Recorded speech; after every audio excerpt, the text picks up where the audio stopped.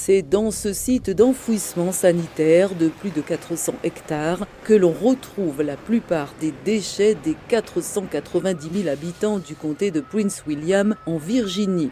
Des monticules de détritus y sont déversés par les camions de collecte des ordures, puis compressés par les compacteurs et bulldozers à longueur de journée. Une soixantaine d'employés s'activent à diverses tâches. It's very necessary as much as having electricity or water. C'est vraiment essentiel, comme avoir l'électricité ou l'eau. Et vous savez, la décharge est spacieuse. Cela peut prendre 8 heures à 10 heures par jour pour enfouir les ordures correctement dans le sol, selon les réglementations d'État, fédérales et du comté. La décharge de Manassas reçoit 340 000 résidents par an et plus de 5 000 certains week-ends venant déposer des déchets recyclables. Our solid waste. Nos déchets solides, c'est énorme. Nous avons beaucoup de recyclage et quand vous faites le tour de la décharge, c'est vraiment incroyable de voir tout ce qui est accompli ici et que vous n'auriez jamais imaginé. À ce poste de contrôle, nous demandons quel type de déchets les gens amènent et s'ils ont des matières dangereuses. Nous avons des jours et des espaces spéciaux pour les matières dangereuses, comme pour l'électronique, la peinture, entre autres. L'État de Virginie exige un taux de recyclage de 25%.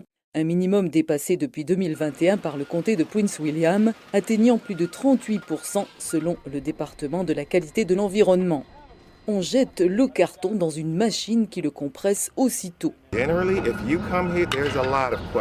En général, quand vous venez ici, il y a beaucoup de questions. Que dois-je faire de mon huile, de mes ordinateurs, de mes appareils électroniques? Où va ma télévision? Où vont mes déchets de jardin? Il y a tellement de choses. Les questions sont innombrables et de toutes sortes. Nous recevons de nouveaux clients tous les jours ici. La décharge est divisée en sections qui vont de la récupération de pneus, réfrigérateurs, en passant par les huiles usées jusqu'aux batteries et vêtements, sans oublier le bois naturel qui est transformé en paillis pour protéger les sols fertiles. Ed Preston, ingénieur en contrôle qualité, est incollable sur les spécificités du site. Il conduit le bus lors de visites guidées expliquant le fonctionnement de la décharge. Certaines personnes pensent que c'est juste un trou dans le sol où vous mettez tout, ce qui est faux. Et grâce à cette visite, ils comprennent que nous avons des règles strictes et une place pour chaque chose. Les choses sont séparées, recyclées, réutilisées. Ce n'est pas juste un trou dans le sol où nous mettons tout.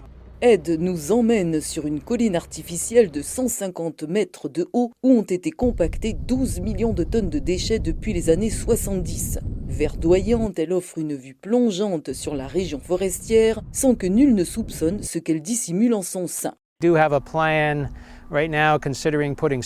Nous envisageons de mettre des panneaux solaires sur la décharge car elle est très haute, elle dépasse les arbres, donc il n'y a pas de blocage du soleil. Nous examinons cette option et nous avons plus de 120 hectares de zones tampons autour du site pour aménager des sentiers et des opportunités d'éducation environnementale pour les étudiants. Seulement 10% du plastique est recyclé aux États-Unis. En 2018, la Chine a interdit la majorité des importations de ces plastiques, prenant de court les États exportateurs. Ce que nous devons faire ici aux États-Unis, c'est développer de nouveaux marchés pour différents types de plastique. J'espère vraiment que cela se produira au cours des 5 ou 10 prochaines années. Mais pour le moment, nous sommes très limités sur le type de plastique que nous pouvons recycler dans le comté. Toutefois, ce qui est emprunté à la nature lui est rendu, dans la mesure du possible. En effet, la décharge abrite un écoparc en développement. Les eaux de drainage sont traitées et un pipeline canalise le méthane obtenu par fermentation des déchets.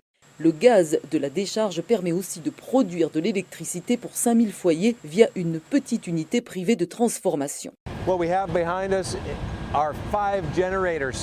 Nous avons ici 5 groupes électrogènes qui reçoivent ce gaz d'enfouissement. Ils fonctionnent un peu comme un moteur de voiture avec 20 cylindres qui font tourner des turbines pour produire de l'électricité. Ces moteurs fonctionnent 24 heures sur 24 pour produire environ 6-7 mégawatts d'électricité que nous vendons à une entreprise de service public local. 400 000 tonnes de détritus arrivent ici chaque année.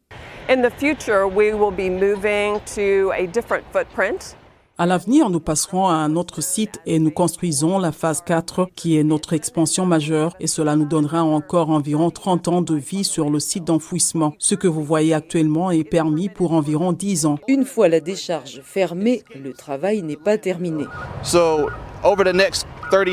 30 ans après la fermeture de la décharge, nous continuons de surveiller les gaz et le volume de l'exiviate. Nous devons aussi nous assurer que l'herbe est coupée, qu'il n'y a pas d'érosion ou de reflux de l'exiviate. Lorsque les déchets commencent à se décomposer, ils produisent ce liquide que nous appelons l'exiviate. Les terriens enterrent leurs déchets depuis des millénaires. La première décharge aurait été aménagée il y a plus de 5000 ans à Knossos en Crète. Nos déchets ont triplé en 2 décennies et 70% sont envoyés dans les quelques 50 000 décharges publiques de la planète. Une tendance loin de s'annoncer à la baisse dans un monde animé par la surproduction et la consommation de masse qui ne lésine pas sur le gaspillage.